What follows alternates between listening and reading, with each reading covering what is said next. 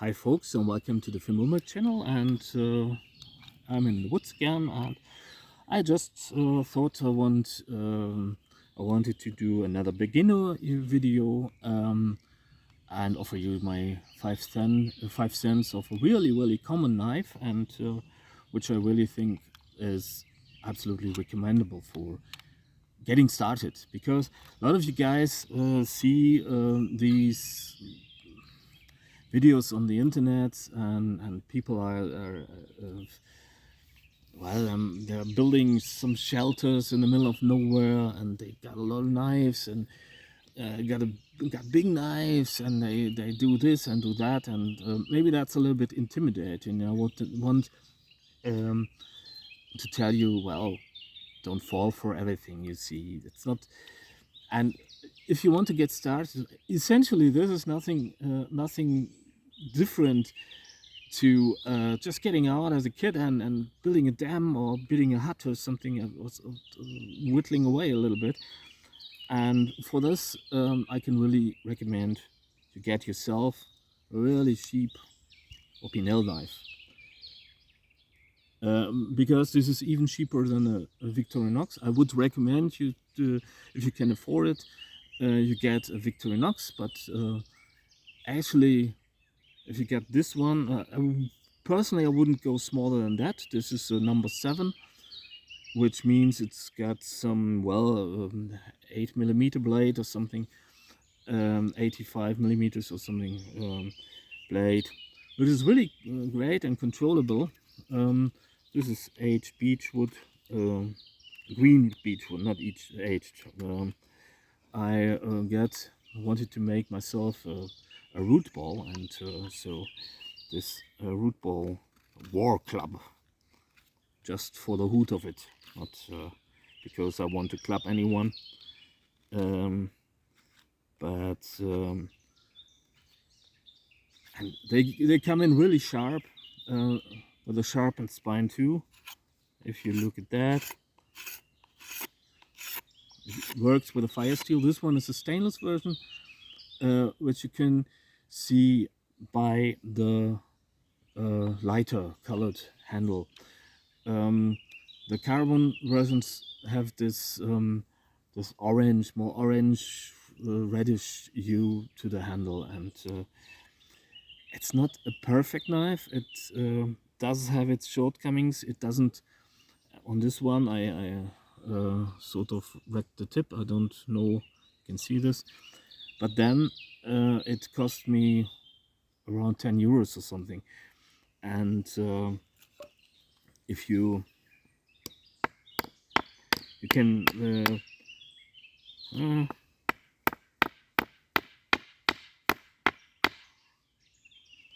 you can straighten it up all right by using a little bit of force, and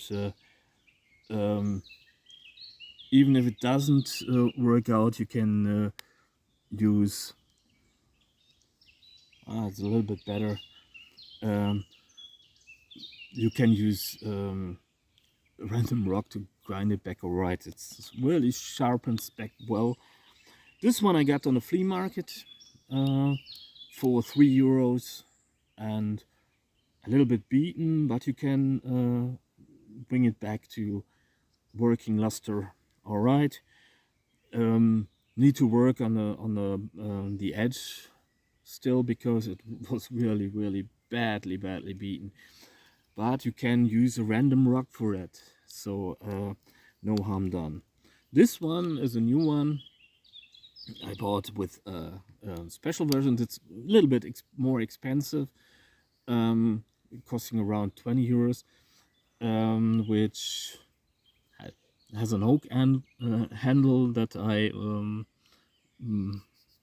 put some resin on, and shellac mixture, which brings out the grain really lovely, and also 12C727 steel as on the others too. And well, the last two are really beater knives. I use them for my carving sessions with beginners, and they really get the job done. And they are not the best knives there are. That's not what I'm saying, but they are all awesome for prepping. And I think this is a really, and it's also the most popular size. It's the number 8, which really gets most jobs done excellently. And you get that Viroblock ring, which you can see is just this is just genius, because there are on the substance of the knife there are 3 parts, and there's a collar underneath the Viroblock, there's the handle, there's a slit in the handle, and there's the blade and a rivet, and 4 parts. And this makes the knife really resilient, because it's not that it were indestructible, but I have repaired Opinels in the woods with things that were lying around. And you don't do this with a sophisticated tactical frame lock with Torx screws and stuff. This is a really resilient knife that you can also repair with very, very simple tools. And if you get some pliers and a hammer and a drill bit, you can modify the hell out of it. You can even make another blade for it. Lots of guys do. And Opinel also offers chunkier knife handles for you to carve. And I did that to a common Opinel I bought. This is it. And look at that. Just did a little wood spirit carving. And this is my personal knife I carry for mushroom hunting or collecting herbs or something. And for that application, it simply works a cinch. And this is the beauty of the knife. It's not that it were the perfect knife, or that it were the ultimate Excalibur Grail knife, but you can make it your own. It's you can make memories with it, and sit in the woods carving, whittling, learning stuff, but also for dedicated woodsmen, it's none too shabby either, because the blade is on this one is 10 centimeters long.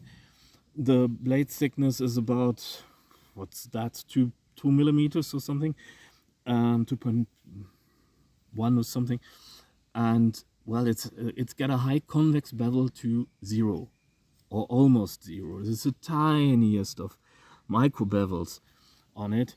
This one is obviously the carbon version, and it does rust. And this is also surprisingly capable of prying or something, because of the layout of the blade. If you're, I hope that works out.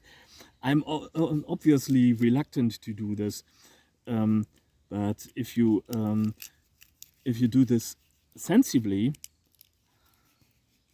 and not with brute force, you can split this wood.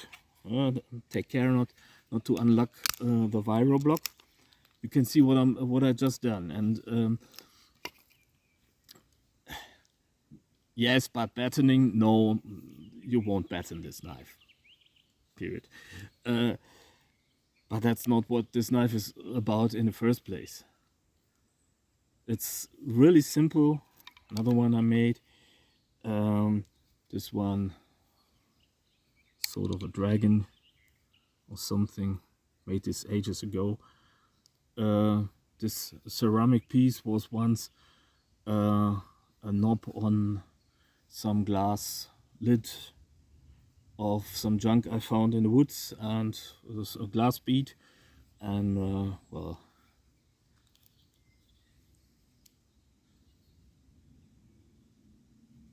also the number 10, which well, you can't say a lot of things against it. What you can say about it is it's it's sometimes it's of rather modest quality, but that's 13 euros or something, and it cuts. And for carving and whittling, and if you're lost for funds, I can really recommend it. And if you excuse me for a minute, I just get myself some rock.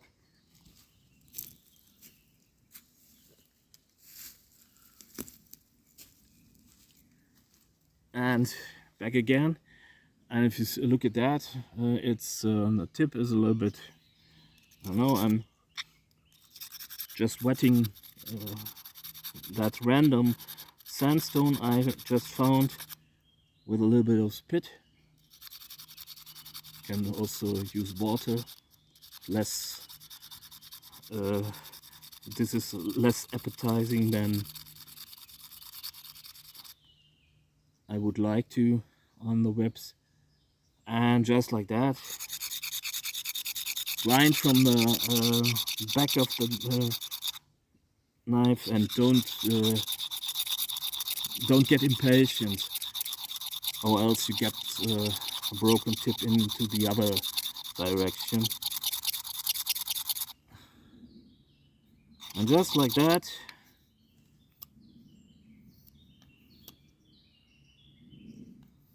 a little bit, still a tiny bit of work to be done.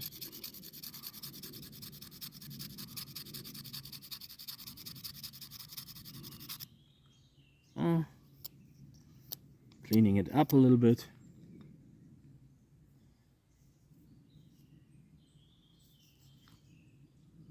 So, damage repaired, and still sharp as anything.